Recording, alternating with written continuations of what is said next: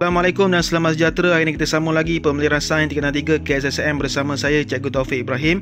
Hari ini kita sambung lagi bab 10 penerokaan angkasa lepas. Okey, so kita pergi kepada 10.2 perkembangan dan teknologi dalam penerokaan angkasa lepas bahagian 2. So ni ialah slide yang terakhir bagi bab 10 dan bagi sains 363 KSSM. So kita akan bincang berkenaan dengan aplikasi teknologi dalam penerokaan angkasa lepas dan kepentingannya. So kita ada satu sahaja hasil pembelajaran, iaitu berkomunikasi tentang perkembangan dan aplikasi teknologi dalam penerokaan angkasa lepas serta kepentingannya. So kita akan pergi kepada aplikasi teknologi dalam penerokaan angkasa lepas. So apa itu aplikasi yang terlibat dalam penerokaan angkasa lepas? Yang pertama ialah teleskop angkasa lepas, yang kedua ialah roket, yang ketiga ialah satelit, yang keempat ialah kuar angkasa atau probe angkasa, dan yang kelima ialah penderiaan jauh ataupun remote sensing. So kita akan pergi satu persatu. Yang pertama, teleskop angkasa lepas, suatu alat untuk memerhati dan mengumpul maklumat planet, galaksi, objek astronomi dan fenomena yang berlaku di angkasa lepas. So yang pertama sekali kita tengok dahulu kepada sketchstand astronomi. So sketchstand astronomi ni ialah alat yang digunakan untuk mengukur altitude bintang, mengukur suatu sudut antara objek astronomi dan ufuk, iaitu kaki langit. So ni gambar rajah macam mana sketchstand astronomi digunakan. So ufuk tu, kaki langit tu ialah line warna merah tu. So ni ialah contoh sketchstand astronomi yang moden sikit yang digunakan pada zaman sekarang. So seterusnya ialah teleskop Galileo. Kita dah bincang teleskop Galileo ni pada pembelajaran sebelum ini.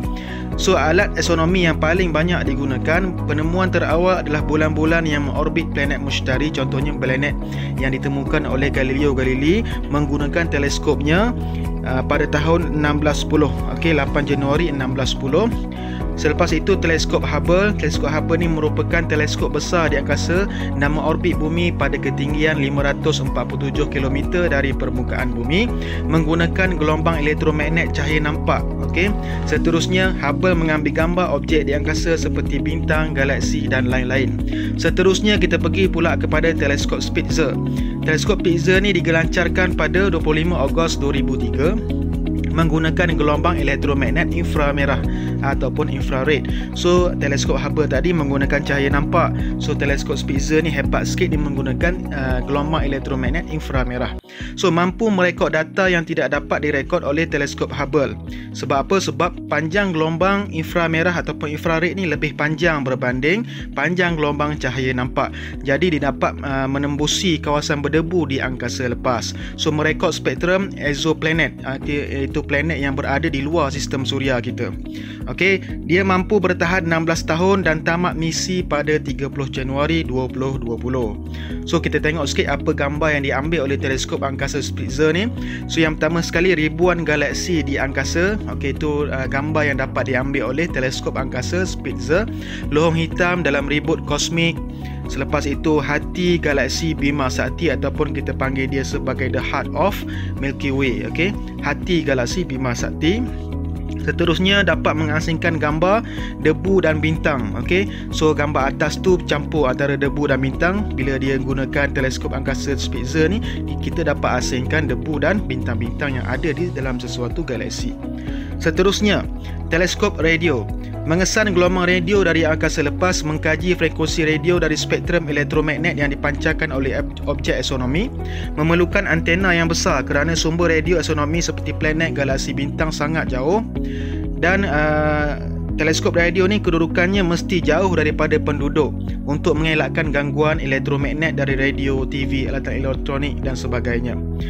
So ini ialah teleskop radio pertama buatan manusia yang berukuran parabola dia 9 meter.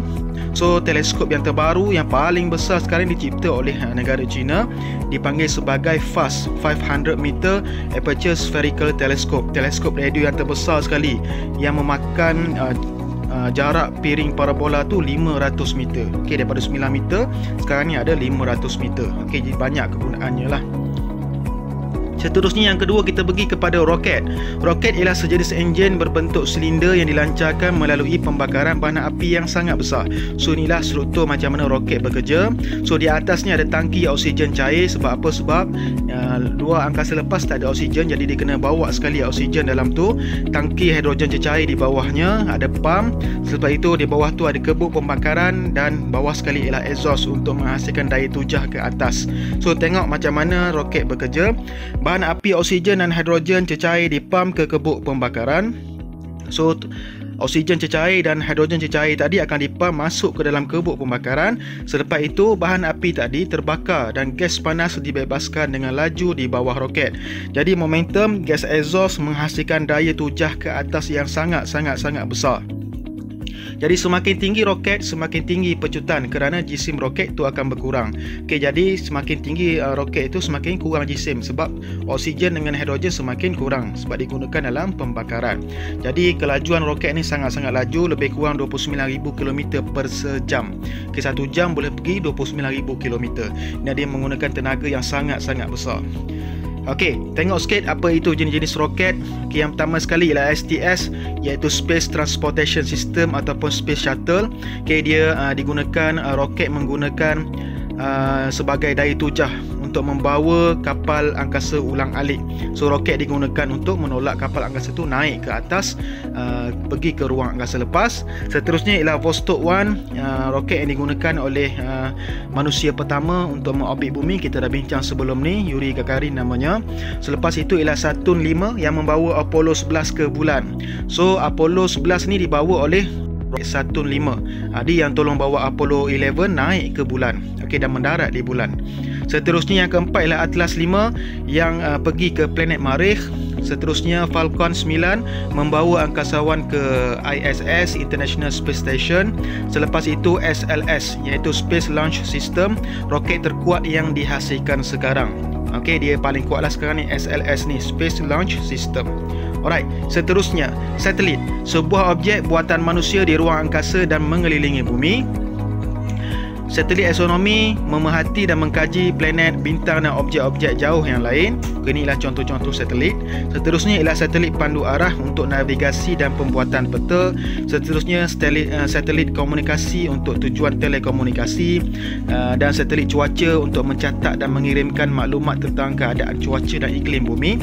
Jadi menurut Union of Concerned Scientists UCS, sehingga April 2020 terdapat 2,666 satelit yang aktif mengelilingi bumi. Tu yang aktif sahaja. Okey, kalau satelit-satelit yang dah habis tempoh dia, banyak lagi banyaklah, lagi beribu-ribu lagi adalah. So ni ialah negara-negara yang mempunyai satelit-satelit yang paling banyak lah. Yang pertama sekali ialah USA ataupun Amerika Syarikat mempunyai 1,308, China 356, multinational ni campuran antara negara-negara ada 177, Rusia 167, UK 130 dan sebagainya lah. So kebanyakan satelit ni digunakan dalam komersial lah. Okey, ada sivil, ada ketenteraan, okey, ada pelbagai kegunaan untuk government pun ada, kerajaan pun ada. So tu ialah kegunaan satelit. Seterusnya kita pergi kepada kuar angkasa ataupun prop angkasa. Kuar angkasa ialah kapal angkasa yang bergerak di angkasa lepas untuk mengumpul maklumat, tidak membawa angkasawan dan dikawal dari bumi. So tak ada astronaut ataupun angkasawan yang naik ke kuar angkasa ni. So cuma kapal angkasa sahaja yang bergerak dan dikawal daripada bumi. Menghantar maklumat kembali ke bumi untuk kajian. So dia ambil maklumat di atas, dihantar balik ke bumi untuk kajian. Dilengkapi dengan kamera dan peralatan peneriaan jauh serta pemancar dan penerimaan radio untuk berkomunikasi dengan ahli sains di bumi. Bergerak jauh di dalam dan di luar sistem suria. Contohnya satelit US Pioneer 10 ke Mushtari. So tak ada angkasawan dalam tu. So dia sahaja pergi ke sana Mushtari, dia dapat maklumat, dihantar balik ke bumi untuk dibuat kajian. Seterusnya kita tengok jenis kuar angkasa yang terdapat di dunia ni lah. Yang pertama sekali ialah antara planet ataupun interplanetary. Okey, meneroka angkasa lepas melalui planet-planet. Contohnya Voyager 2 menjelajah Mushtari, Zuhal, Uranus dan Neptun. Kita dah bincang pada slide yang sebelum ni. Seterusnya yang kedua ialah pengorbit ataupun orbiter, memasuki orbit planet untuk mengumpul maklumat. Contohnya Cassini. Kuar angkasa Cassini yang sekarang masih lagi mengorbit planet Zuhal. Seterusnya ialah pendarat lander. Lander ni maknanya kuar angkasa ni mendarat di planet dan mengambil sampel. Contohnya Venera 7 berjaya mendarat di Zuhrah. Okey, jadi tak ada angkasawan, kuat angkasa sahaja. Okey, dia dikawal daripada bumi. Seterusnya, peneriaan jauh ataupun remote sensing ialah kaedah mengumpul dan merekodkan maklumat dari jarak jauh. Salah satu kaedah mengambil gambar aerial ataupun gambar yang diambil daripada di udara lah. Okey, kalau dulu kita gunakan burung merpati lah, gunakan belon udara untuk mengambil gambar-gambar daripada udara. Sekarang tak payah, guna peneriaan jauh sahaja ataupun remote sensing. So macam ni lah lebih kurang, kita ambil gambar daripada atas. Okey, di Malaysia alat peneriaan jauh dipasang pada tiung sat 1. Okey, so inilah tiung sat 1, menerima dan mengesan cahaya nampak, sinar ultraungu, sinar inframerah yang dihasilkan oleh objek di permukaan ataupun permukaan bumi, bawah permukaan bumi, dikumpul oleh tiung sat 1 dan dihantar ke stesen penerima data di stesen Planetarium Negara KL dan di stesen misi kawalan MCGS di Bangi, Selangor. So antara stesen bumi yang aktif sekarang ni adalah di stesen bumi Miasat di Cyberjaya, stesen remote sensing di Temeloh dan sebagainya.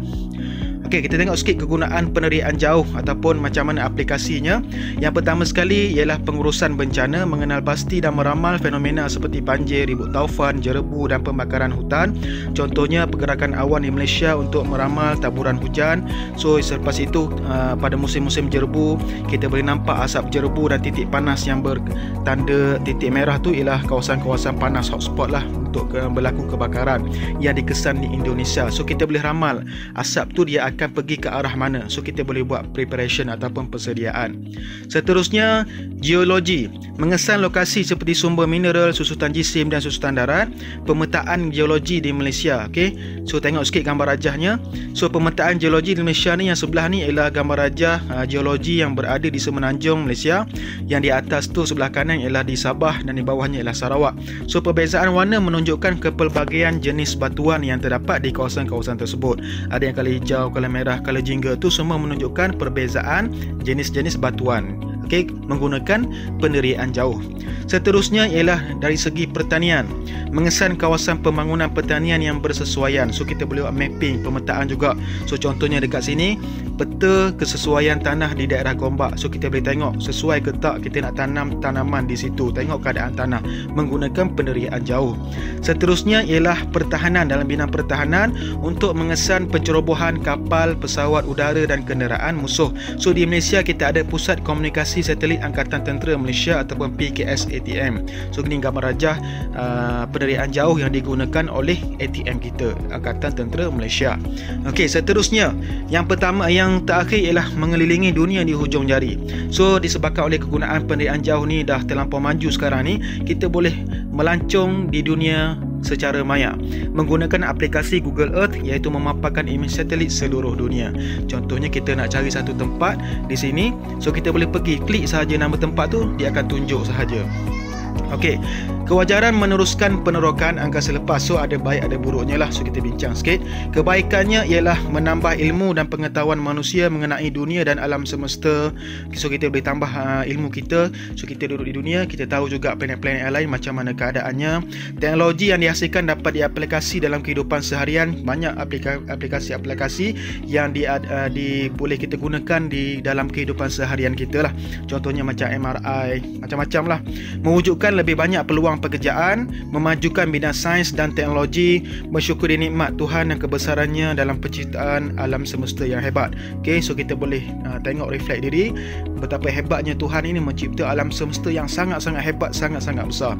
So antara keburukannya ialah risiko yang terlampau tinggi, terlalu tinggi semasa misi. Contohnya kematian kru semasa terjadi letupan Challenger dan Columbia, iaitu kapal angkasa ulang-alik berlaku letupan, semua kru meninggal dunia.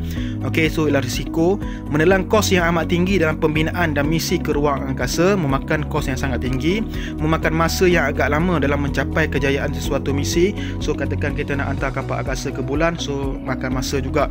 Okey, menanam sifat dan sikap kehidupan abadi tanpa kiamat. So kita ingat bumi ni tak kiamat. So kita boleh cari dunia lain untuk berhijrah ke sana. So itulah keburukannya. Okey, jadi setakat tu saja. Boleh cuba jawab soalan yang saya sediakan di bawah ni. Tekan link saja di description video di bawah. Okey, tekan link di sini dan jangan lupa untuk subscribe. Terima kasih kepada yang dah subscribe. So boleh pergi kepada Facebook, like page Facebook Cikgu Taufik Ibrahim. So habis tamat Sains 363 KSSM. So saya mengucapkan terima kasih kepada semua kerana sudi belajar bersama saya, Cikgu Taufik Ibrahim, dan teruskan belajar bersama saya, Cikgu Taufik Ibrahim, di pada masa akan datang subjek-subjek yang lain. Jadi assalamualaikum dan selamat sejahtera. Terima kasih.